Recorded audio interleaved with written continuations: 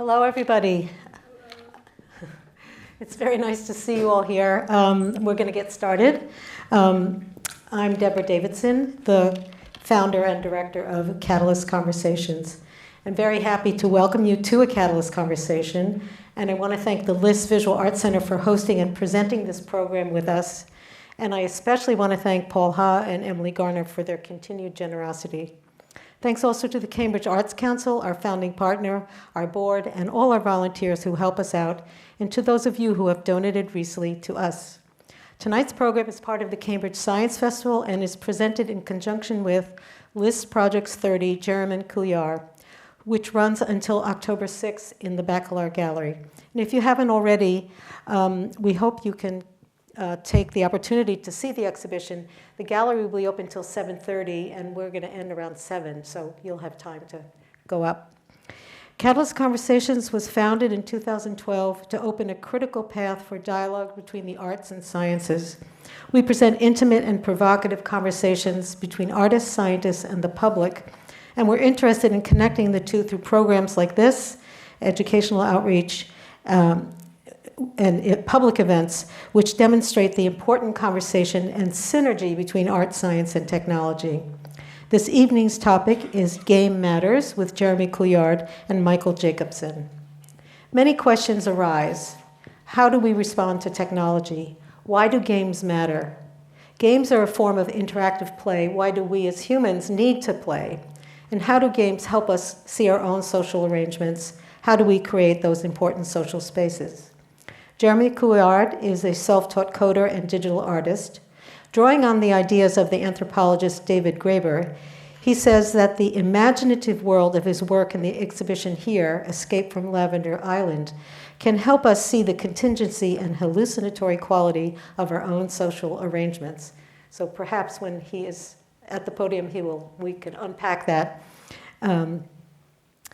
Mikael Jakobsson conducts research on the border between game design and game culture. He investigates how gaming activities fit into a social and cultural practice, and how this knowledge can be integrated into the development process. He is the research coordinator for the MIT Game Lab. Jeremy, whose projects exist as playable games, web projects, and video installations, and Mikael will explore some of these large questions from both critical and design points of view. And I'm looking forward to this exciting and timely conversation. So with that, Jeremy, why don't you start?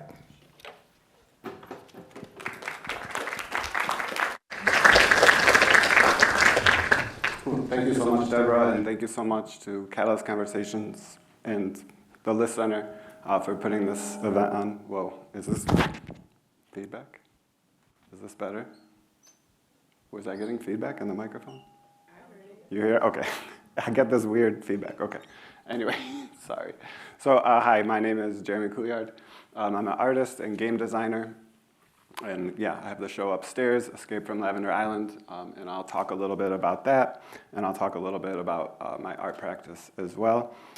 For the past, 8 years or so, I've been doing shows similar to the one that you might see upstairs, where I create a video game and have like a simulation component to it and build a art installation around it. So I guess before I get into that, I'll kind of talk a little bit about my background, and then I'll get into the show upstairs. I'm formally trained as a painter. That's what I went to graduate school for.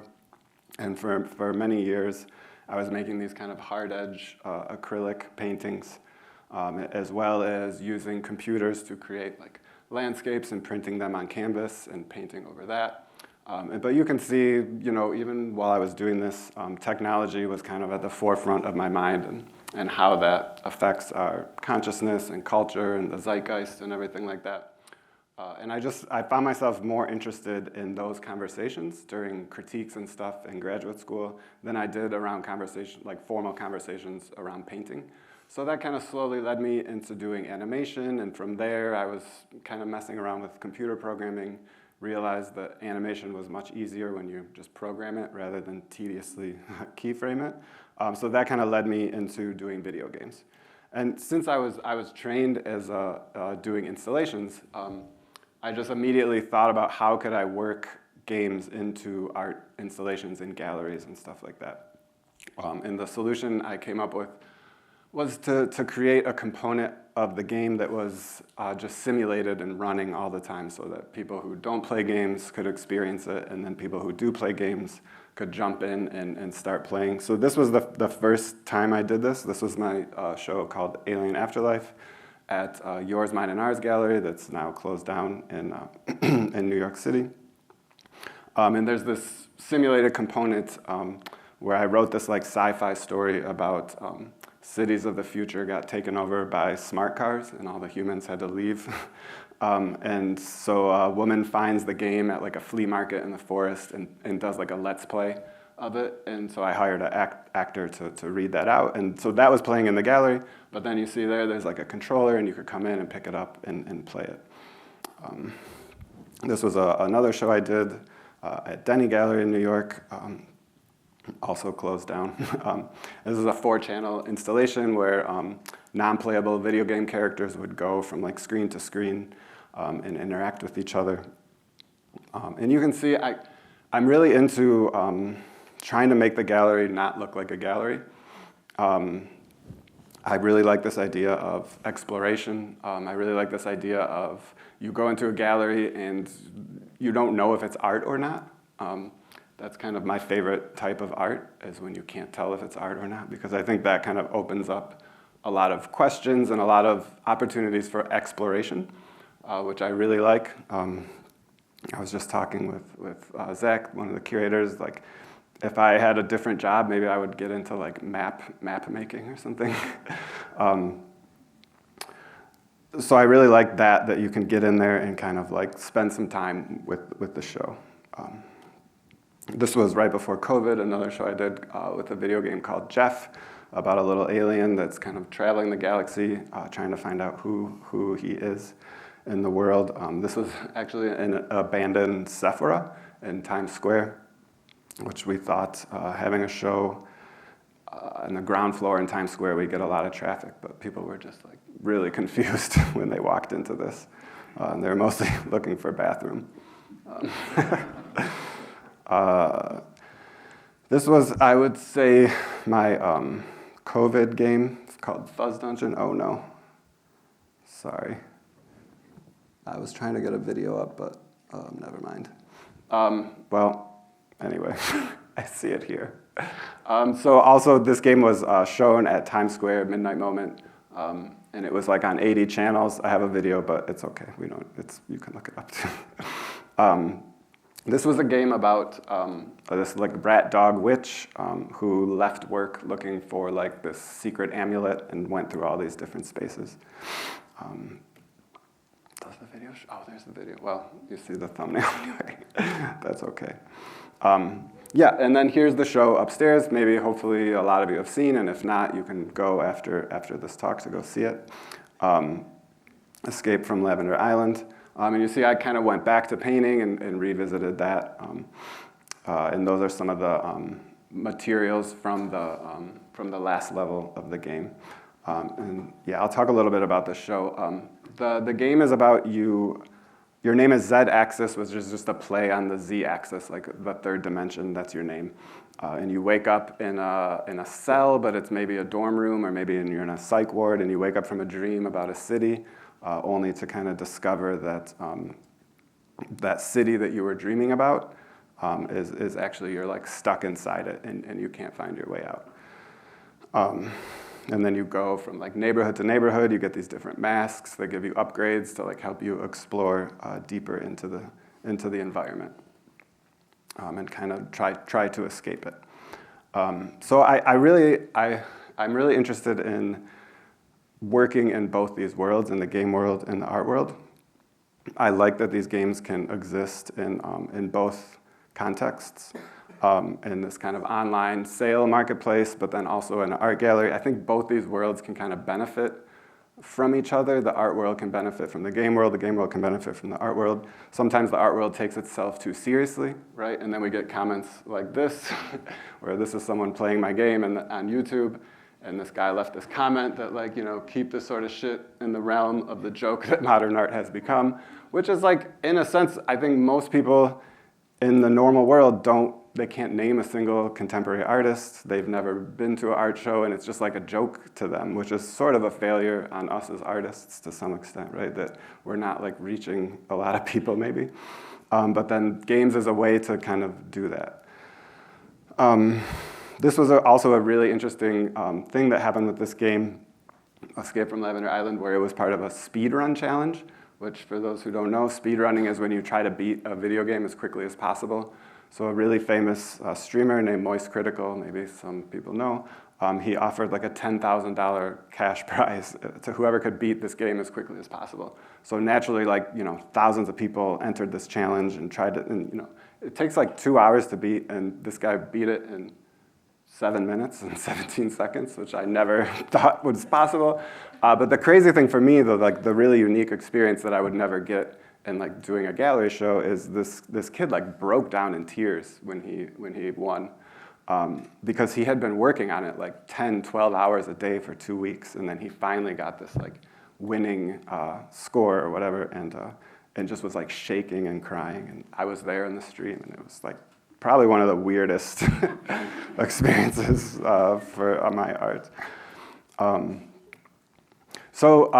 Yeah, I would say this game is like a post-COVID game.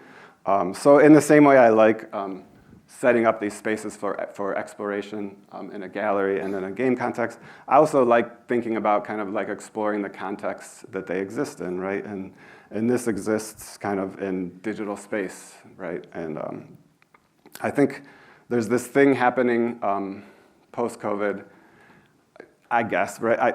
I think it feels like most people are kind of waking up to the fact that computers as we envisioned them like in the 90s did not turn out how we thought, right? And like some of these ideologies that were present then are kind of like coming to fruition now, and we're just getting like this, right? Where social media is just kind of like gross. And we get these men who started all this stuff back then, who are trying to escape the world that they created, right? A lot of these ideas come from this book I read recently, Survival of the Richest, by Douglas Rushkoff.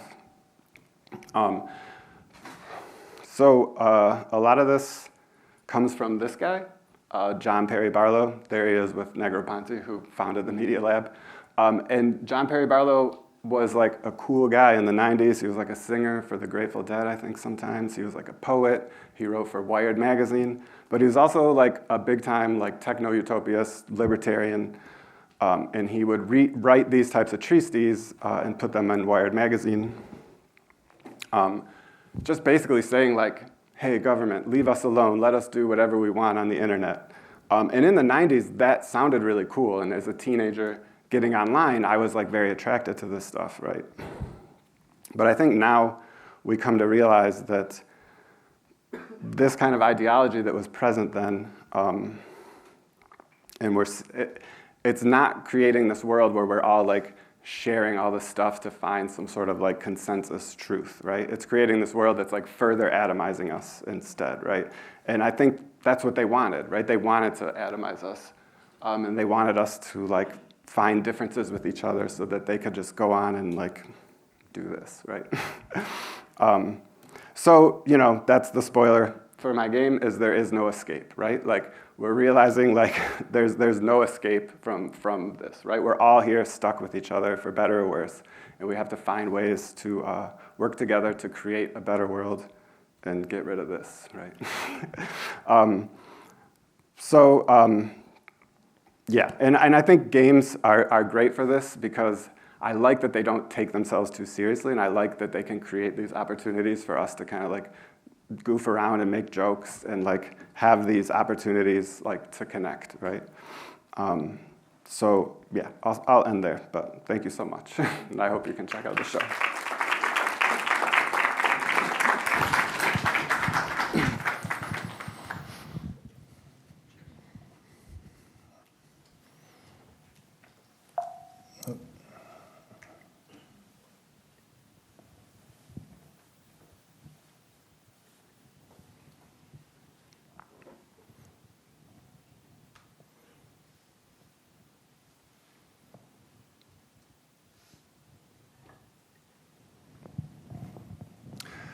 Good evening, everyone. My name is Mikael Jakobsson, and I'm from the MIT Game Lab upstairs somewhere here in the same building.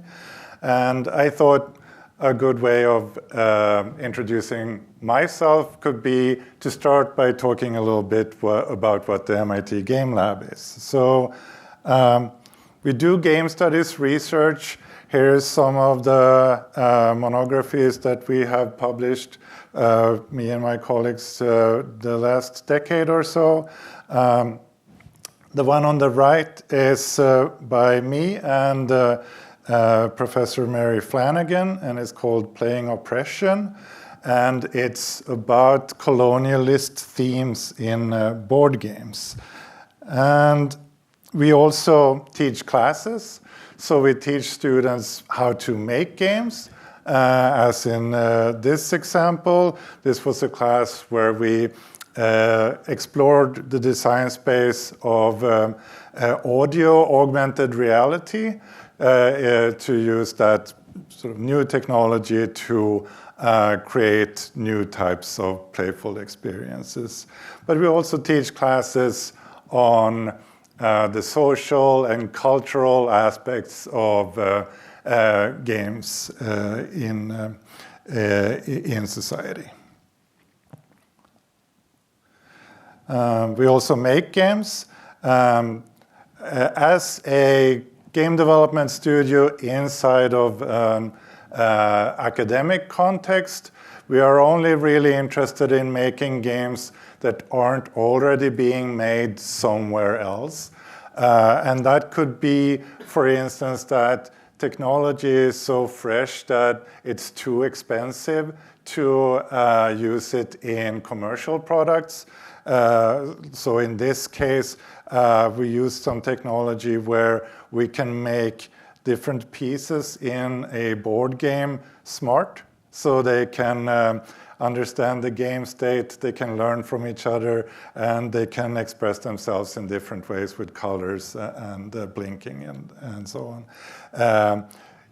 That technology wasn't developed by us, it was developed at the Media Lab, but what we did was we were exploring how can this be applied so that you can have a gameplay experience where people are playing a board game physically together in one location, but at the same time also playing together with others who are located in other places. So basically, if the game knows its own state and can communicate that over internet, then you can play with or against each other with physical components without being physically present in the same space.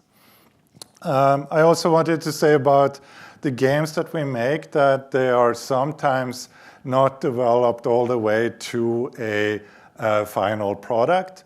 We are really interested in answering specific research questions that we can only answer by doing design exploration. But when we get to where we have the answers, we don't necessarily need to spend all the time it takes to polish and bug fix, and Jeremy knows all about this, which is a big part of game development and not necessarily the most fun part. But it's also not the part that gives us the most data for our studies, so we often stop at the stage where we've gotten the knowledge we need, and then we can tell the world about it. Finally, we also play games. We think that it's very important as a foundation for everything that we do that we also keep playing, even if it can be hard in an academic setting to find time to play games just for playing games. We still make sure that we do allocate time for that. This is from an event that we did earlier this year called Games Against Oppression, where we had a number of game designers come in and show, teach, and play their games together with faculty and staff here at MIT. So I think something that connects me and Jeremy on kind of a deeper level is captured in the word critical. Jeremy didn't mention it in his presentation, but he thinks of the game genre he works in as critical games. The work I do, whether it's studying gaming culture or the games industry or games themselves, I'm informed by critical theory. So why are we so critical? Well, I think that if we look back at all the history of games, as long as we can see it back in time, up until very much present day, games are often being used as propaganda constructed by the ruling classes. This, for instance, is an English game from 1822 that teaches English upper-class children about their future roles as masters of the British Empire. This is a German game from 1912 that teaches young German boys about tactical warfare. And this is an Australian game from 1969 that puts young students in the shoes of Captain Cook as he overcomes this is a quote, the perils of unfriendly natives and other dangers. This is not to say that I don't love games, because I do.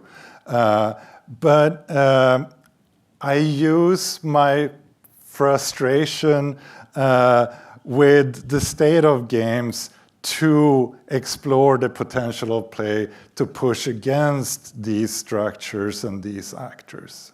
So coming from a design background, I have been taught to care for underprivileged stakeholders, to use design as a tool for change, and to see the role of the designer as a facilitator for those whose voices need to be amplified.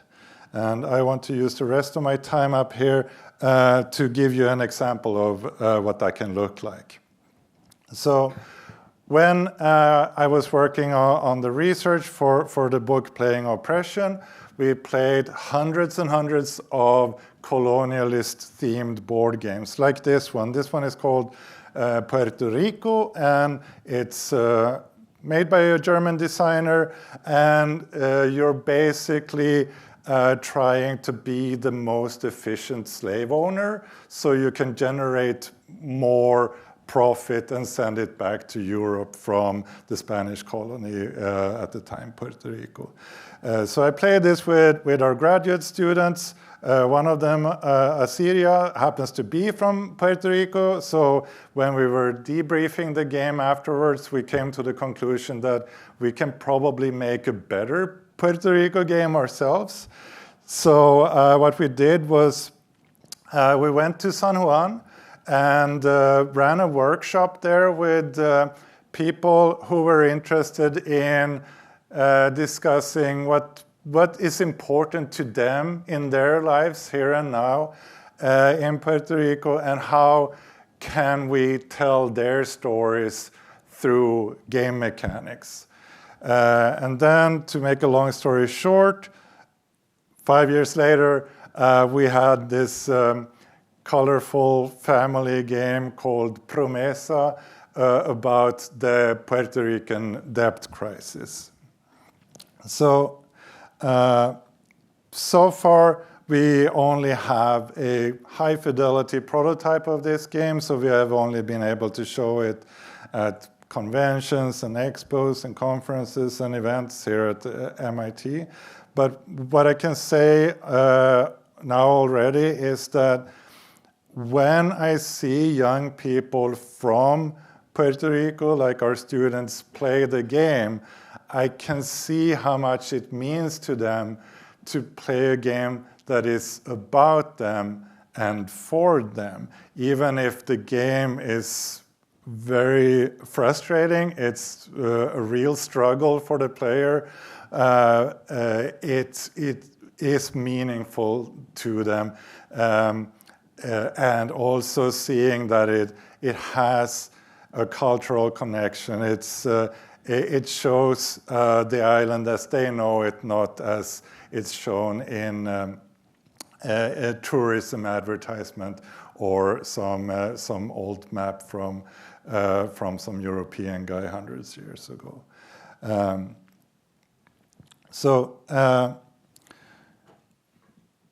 Even if we aren't going to be able to solve the Puerto Rican debt crisis, we're not going to be able to dismantle the Promesa Act just by making a game. That's what you do as players in the game. I still think that there is tremendous value in providing these types of experiences. Thank you.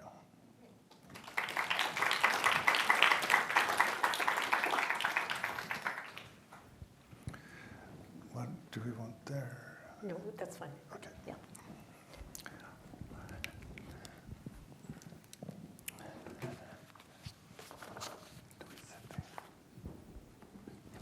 Please. Okay. Great. Well, thank you both for your most interesting presentations and ideas. And I think there's the workings of a collaboration between you two, because you're interested in similar things from different points of view. Anyway, I'm going to start this conversation with a quote from the MIT Game Lab website, which says, "We use innovative methods and deep qualitative research to explore the possibilities of play. Rooted in social science research and action-based interventions, our current projects focus on expanding participation, amplifying voices, and transforming industry practice." So I think that's a good, I'm going to pull from that the idea of the possibilities of play, and connected to that, why do games matter? So I'm throwing that out to Whoever. to both of you. Yeah. Who wants to start? Sure. So I think that play is everywhere, whether we want it to be there or not. So to me, I think we almost are prisoners by the English language in how we separate play and games as sort of two different things. In many other languages, we use the same word for both. And I think that is more useful in a way, because I don't know that there are any strong delineations between what play is and what games are. And if we look at it that broad, I think we understand that it encapsulates things that we do from basically we come out of the womb until we die. Yeah. I was thinking the same thing, that children, of course, play for children is the way they learn, and the way they mirror things, so on. So, Jeremy, what do you think? I would say also, in the way that film was like the main art form of the 20th century, I think video games or like using real-time engines seems to be like a really important way this century of how we're going to make art, I guess, and how we're going to interact, how most people are going to interact with art. And I think just leaving that up to commercial gaming industry would be like a really bad move. Right. Yeah, personally I like to kind of infiltrate that space, almost like, I think this theorist, Wendy Chun, has this idea of like loitering in digital spaces. So I feel like a loiterer, almost like a teenager at a mall.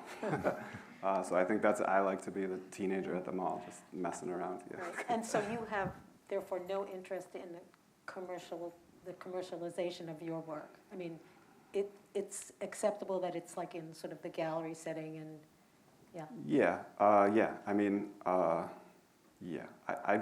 don't think any commercial. I've had commercial people approach me about publishing my games, and then they actually play them, and they're like, "No, we're good." I don't think people want to touch them really. Who knows? But Well, I love that you stand by your work. I mean, right. it's just what it is. I think if someone wanted to give me a bunch of money, I don't know, we'd see, but yeah. So maybe you've mentioned this already, but another question is, so games are a form of interactive play. You're playing usually with somebody, or even if they're not in the room, it's with somebody. And so I guess my question is, like, why do we need to play? And sort of related to that is this idea of the embedded narratives in games. Like, and for you, I think it was less satisfactory, Jeremy, that they were just paintings, but when they become games, then they become stories. And that, of course, is critical to being human, is storytelling. Sure. So just any response or comments? Yeah, I don't know. I guess instead of stories, I like to think of them more as experiences, I guess. Because you can get out of it what you want, I guess. Like when Mikael was telling me he was playing my game, you were like, oh, I just kind of like explored and didn't follow what was being told, and like that's perfect. That's what I want you to do. But then other people do get really into the stories, and then that's a thing. So I guess I like to think of them more as you're having like an experience, which is also a big part of being a human. But I like that feeling when you wake up from a weird dream or have like a weird drug experience or something, and you really feel like you traveled somewhere else. Yeah. So I'm trying to capture that, I guess. Yeah, so I've been thinking about that thing, like why you said, why do we need to play? And I'm not sure that we need to play. I almost think of it as the other way around, like play is kind of a proof of life or whatever it is that it expresses. And I feel like I'm in deep water here because we have like a world famous expert on animal play in the audience. But I think what we have found when they do sort of experiments where they don't let little animals play, and it turns out that they do fine. They still learn how to socialize and hunt and all of those kinds of things. So I think it's more of kind of an urge that we all want to play. But I've also been thinking about that in relation to, so we were doing this project together with an organization called the Interstellar Foundation. So they are thinking about what message to send out in space next time we do a gold record. So NASA did this once already. They sent an LP made out of gold with the Voyager probe. And now, if we were to do it again, we can send any amount of data. But we have this bottleneck of how are we going to make whoever receives it, whether it's us in the future or some other species out in space, how are we going to make them understand how to access all that information? So that leads to the question, what kind of assumptions can we make about other intelligences? And of course, we can't expect that they can use vision in our spectrum, or all these kinds of things. They probably don't have limbs, etc. But maybe we can expect them to have that sort of desire to explore and be creative, or they probably wouldn't have lasted that long in the universe. So we're thinking that maybe the best way of making them access the information is not necessarily to make it as easy as possible, but to make it a game and make a challenge out of it that sort of makes this potential recipient want to figure out how to read it. That's a really interesting thing to think about. So in a way, are games then by their nature competitive in a certain way? Like, so they want to come up to the challenge of like whatever you've presented, or is that I'm understanding correctly what you're saying? Well, I think that does it doesn't hold true for all games, but there is a certain kind of play experiences that centers the trying to overcome an arbitrary obstacle just because it's there. Right. Without any reason. Yeah, and that feeds into a little bit of, in a lot of games where the character is on a quest, and then the quest is found, and then there's success, but there's all these roadblocks in the way, right? Yeah. But do you do that at all in your work, or does it? Yeah, definitely. That's what the Escape from Lavender Island is.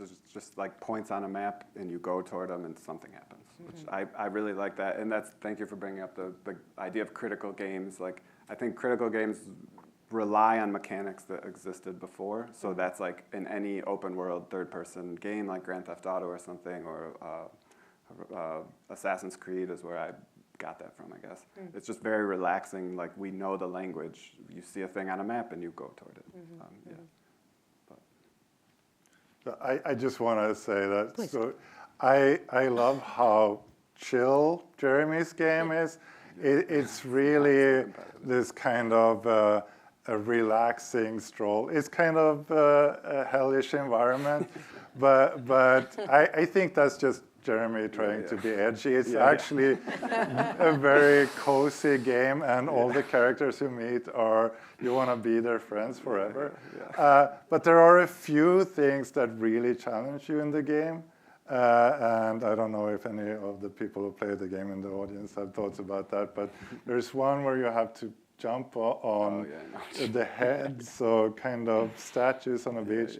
That is super annoying. I just want to warn you for when you get there. But I like that the games can be whatever, right? So like different people can experience them in different ways. That's like an optional thing you don't even have to do. Of course, And then there was like a speedrun challenge where like people played it in a totally different way that I never expected. That was extremely competitive, and I don't make them to be competitive. The $10,000 Yeah. prize. Yeah.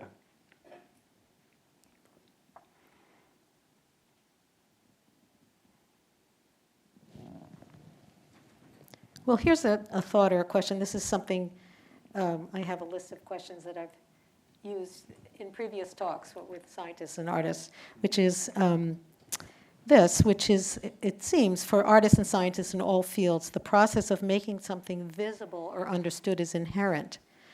And I'm just wondering if that functions for either of you, this idea of something only made visible through the production, like the game or like it's an idea in your head, right, and then it's manifest in some way. Sure. I mean, just art is like a space where you make analogies like that, you know. And I mean, that's a definition of art I always have in my head, is that it's an analogical space that you use to create new ideas or generate new ones. I got that from a teacher in grad school. But I think it's very useful to distinguish art from illustration, I guess, where art is a little more vague, and you're trying to wrestle with these concepts that aren't so easily communicated with just English or something, you know. And maybe related to that, Jeremy, what is your process? How do you start making a game? Like the one that's here. By just playing around, I guess. It's playing, the process of making a game is very playful, for sure. I guess, like you too. Right, I think, my answer is very similar, but I do think that both art making and doing research are meta activities. They're sort of about the world and interrogating the world rather than actually being in it. We distance ourselves to see it in a new way. I mentioned the term design exploration.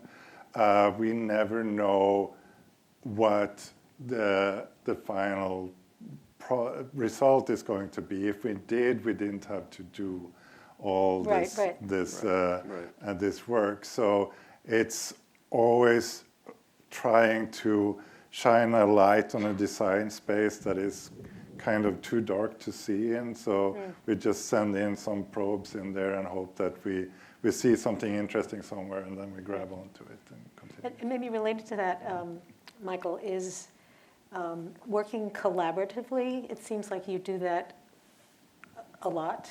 Yep. And maybe as opposed to Jeremy, who works solo. Work with the musician, but yeah, that's it, yeah. Yeah, so we basically have two different kinds of collaborations. When we work with the games industry, we don't make games. We try to influence them to maybe make games differently and think more about issues that have been neglected. But then when we work with anyone who doesn't make games themselves, they usually want us to make games for them. And they tend to have an idea about what it should be. And we tend to always think that that's not necessarily the best idea. So we often have to sort of pull people back to a more kind of conceptualizing and ideation step to really find a good idea to work on, because otherwise it often becomes kind of derivative copying of ideas that are already kind of a little long in the tooth. So Jeremy, you mentioned that you collaborate with a musician. Can you talk about that? Yeah, sure. His name's Chris Perello. He's super good composer. He reached out to me. I think his wife was showing at the same gallery as me, and yeah, I don't know. We work really well together. He's super meticulous, and I'm very much not. So I think that really works well because I'm just like, yeah, that's good enough. But he's like, he will release the soundtrack like months after the game. Like he's more meticulous with the soundtrack than I am with the game. And does the soundtrack follow the completion of the game, or is he interacting with you like as you're designing? No, oh yeah, he interacts with me as we design. Yeah, we meet like every other week for a couple hours usually, and just work stuff out. And yeah, and I'll give him scratch tracks of like stuff, like a certain feeling that I want, and then he'll go to the studio and like work through some stuff, and then he's really great. I'm super lucky to have someone. And Mikael, in any of the games, is music or sound a part of? Yes, we actually have that as one of our core interests in the lab, to do playful music experiences. So sometimes we don't necessarily make games, but we make playful systems. So we have made tools that can be used for DJing on streaming services that creates kind of a semi-virtual, semi-real audience response in the room of the people who are participating, called crowd roar. So yeah, audio, but also visuals are super important to us. Maybe setting us apart from other scientific practices that uses game-like things. They tend to focus on the systemic aspects and probabilistics and things like that. But to us, it's very much an art and design practice that thrives in the minutiae of the aesthetics. I also just wanted to say that the music in Jeremy's game is so good. It's like so much better than it has any job being. So your collaborator, he's like a classical pianist and composer by training? Has like a master's in jazz music theory, okay, something like that.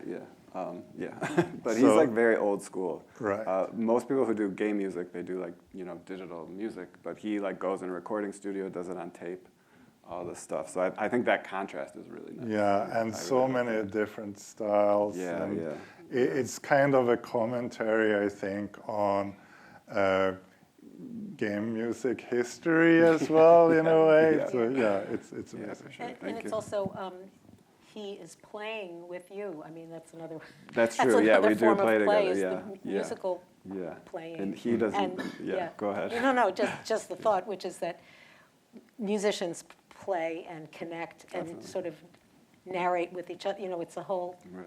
other level whole of system. play, which is Yeah. really, really interesting. Yeah, yeah. He does not play games either. He cannot. He's never played one of my games. It's really funny. Yours or other people's? No, nothing. No yeah, games. Well, nothing. that's fascinating. Yeah, it's pretty funny. But he clearly has some kind of affinity or attraction to the work. Yeah, definitely. He likes looking at videos of it. That's great.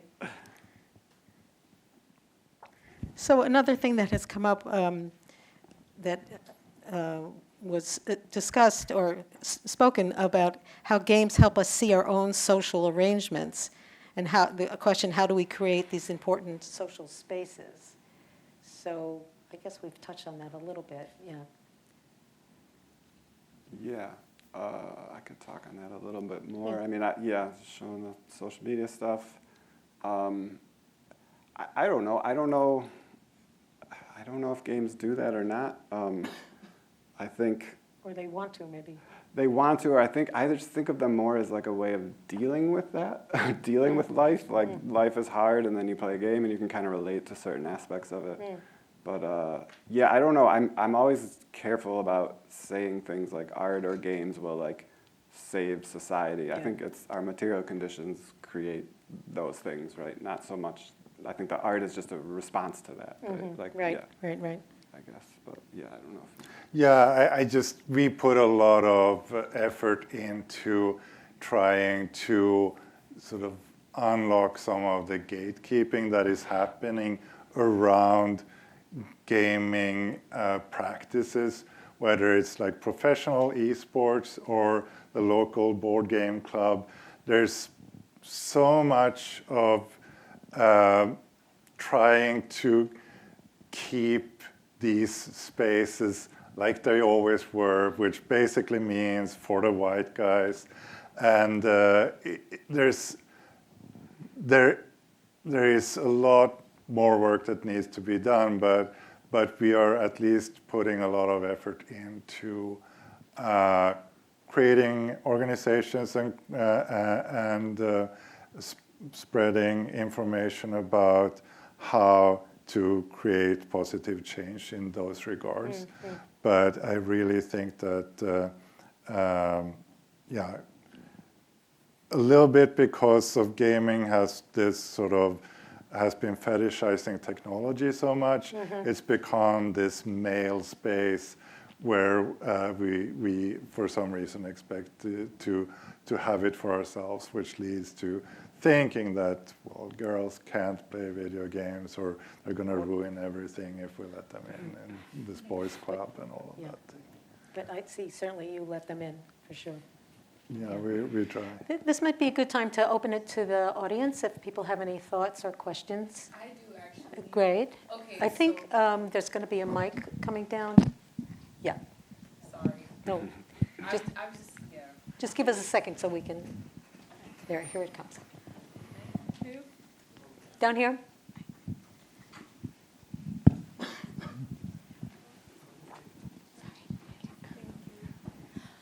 So, hi, my name is Tsunami, video artist.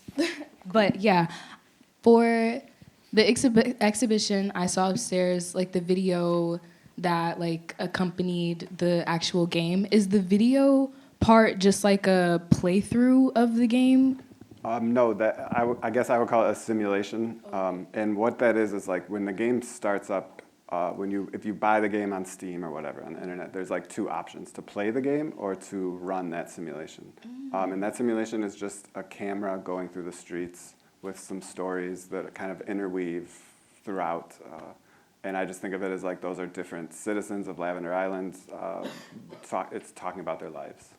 Yeah. Sorry if that wasn't clear. No, yeah, that's so real. Thank you The for the stories, I think, are really the driving force of that simulation. Yeah. Obviously, like Yeah. they, dominate the sound, and they're so bizarre in like their content. And so I wonder, like, where, and of course, there's conversations and critiques about like surveillance, I'm assuming that you found like random stories on like Reddit or something, because these things are so specific. I'm like, how does this person like know about all of this stuff? I'm old. It's just people I've met throughout my life and people I've met while making the game. And like, yeah, I think probably a lot of people that I know personally would recognize themselves in a lot of those. But so do you just like collect stories? Yeah. Oh, okay, yeah. Well, I was making the game for sure, yeah. Like I would meet people at a party or something and just like, they would tell me an interesting story and I'd write it down or just like, yeah. I think that makes for a really cool viewing experience. I feel like no two stories were the same, at least in the short while that I did watch it. Yeah, there's 100 of them. Yeah, definitely enjoyed it. That's my question. Thank you so much. Appreciate it. Over here.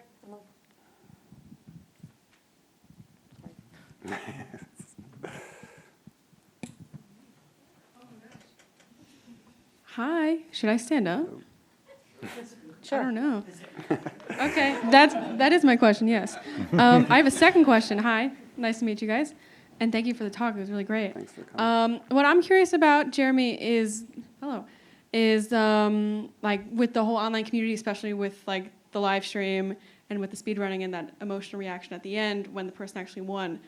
I was really interested in how like your perspective with like online communities and how it all came together, especially just hearing with Tsunami how you were saying you like received these stories from other people and like a community in there, and I'm really curious about how that all intertwines together.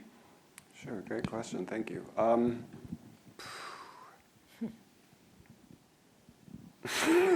Definitely there's some stories about streamers and stuff in there. I don't know if you heard any of them. But yeah, it affects that for sure. Those, the online people are never people that I've met in real life or anything. But it's always like very meaningful interactions for sure. Just to see people who wouldn't go to an art show regularly or something kind of interacting with what I would consider my art, right? So I don't know. Yeah, I don't know if I'm answering your question though.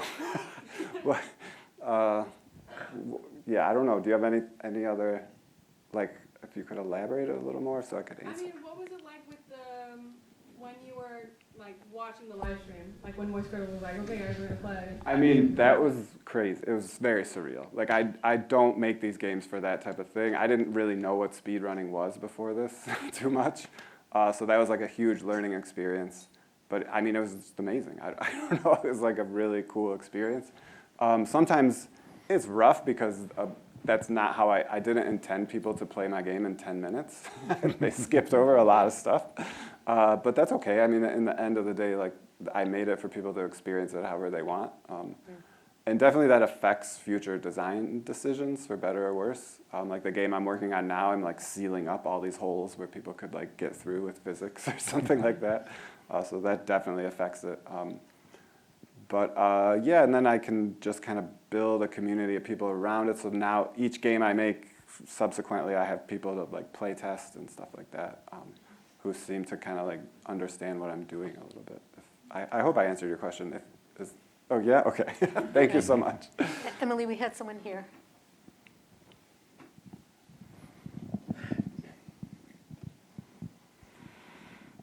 Hello. I had the pleasure of playing your game upstairs. I had never played it before. Neither did I see someone play it online before this. So, Cool. And I think that I also had the pleasure of viewing the game as from a game lens, because I play a lot of games. Cool. And I also had the pleasure of seeing it as an art form, which I think was your original intention before everything kind of blew up on the internet.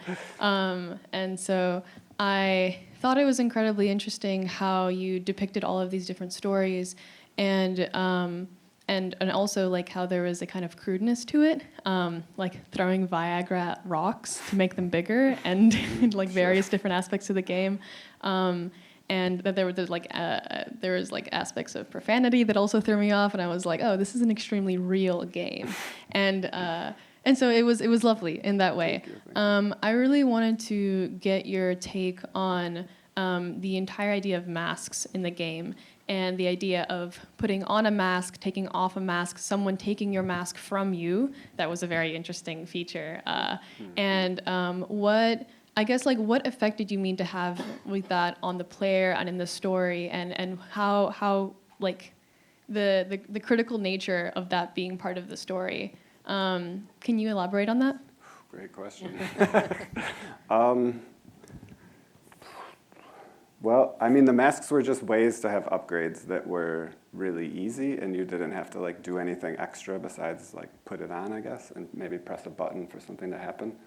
I guess, it's been a while since I like started on that mechanic, so I don't fully remember what my original intention even was, but I probably was thinking somewhere along the lines of like, when these games I make are like, when I'm envisioning people playing them, I'm envisioning them like kind of in like a lonely place maybe, because when I play games, a lot of times I'm like at home alone, and I'm just like trying to like find some type of connection or something, and you kind of wear a different mask a little bit when you play a game. You're kind of like a different person. Also, I think people really respond to character creation in a game.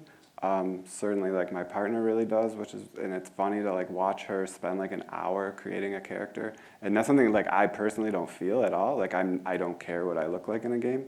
So I was kind of riffing off that a little bit too, because I knew people would be interested in like looking differently, and like doing different things. There's like a clown mask where you can like break dance and stuff, and that was just purely for fun. Like no other really like not much other reason to do that.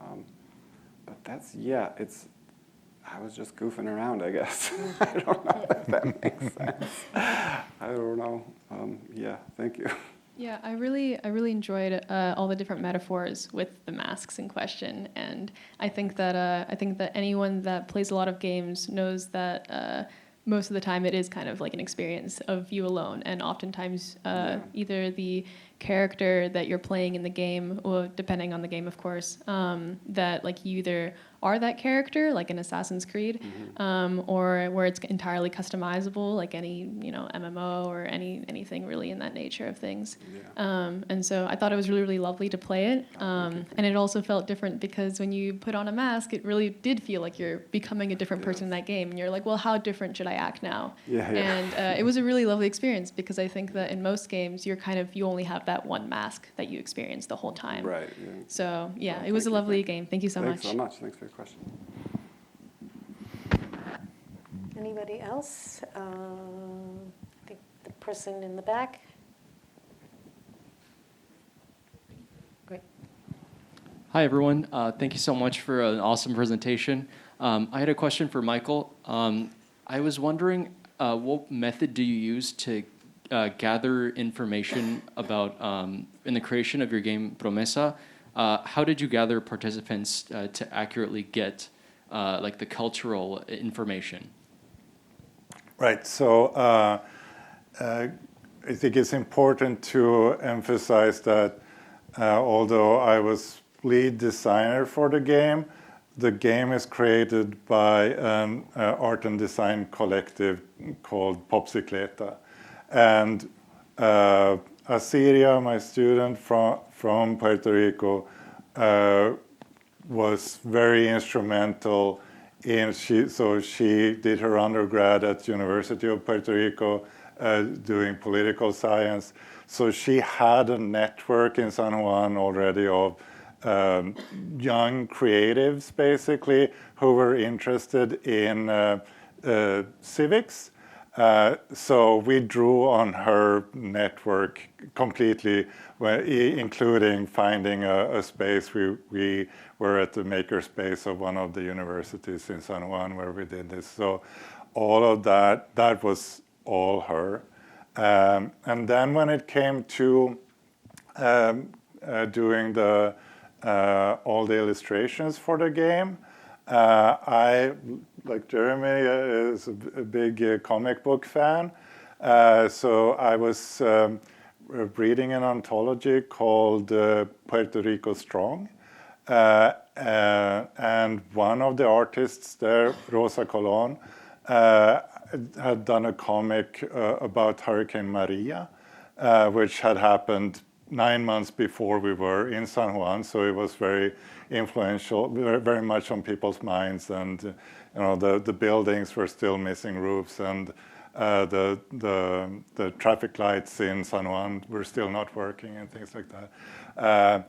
So I just called her and asked her if she was interested in doing the illustrations for our game, and then I applied for a visiting artist grant for her. So unfortunately, she couldn't actually be here because of COVID, but she spent that time just traveling around the island, taking reference photos of different places, and then creating all these beautiful illustrations for the game. Thank you so much. Yeah, I think we have time for one more question. Over here, Emily.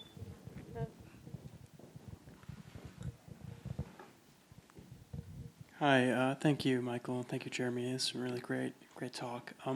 So I liked what you said about how inherently gaming and art are meta conversations, like you're talking about life through the act of creating something within life. And I was curious, Jeremy, when you make these experiences, do you see them as a way of growth, like a form of growth, like for yourself as you evolve as a human being? Like you came from this really representational format of doing paintings, and your games are really very much like portraits in a way of some form of your experience. So how does it feel to like go through that cycle of like making an entire game, and then are you getting somewhere psychologically through that? Great question.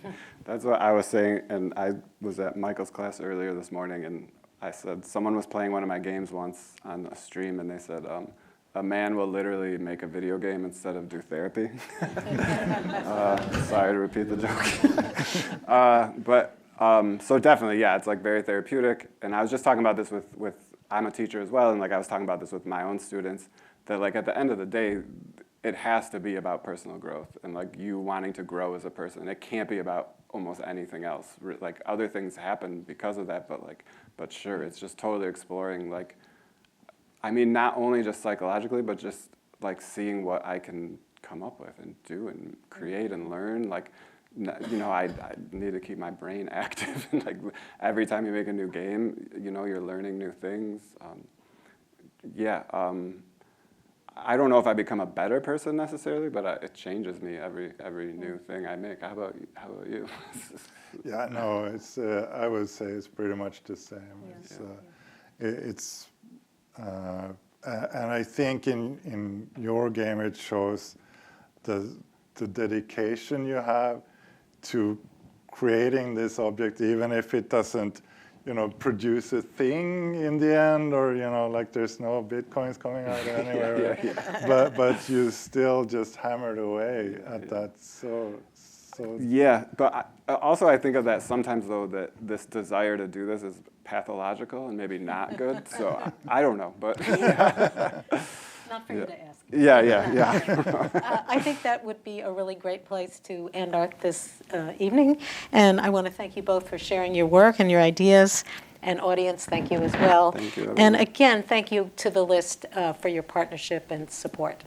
And you can experience many of our past programs on our website, catalystconversations.org, where you can also donate if you are interested in Catalyst and supporting us. We do this mostly on volunteer basis and could use the help. So thank you again for coming. Oh, and the gallery is open, so if you haven't seen it yet, you can go upstairs and see the work. So thank you. Thank you.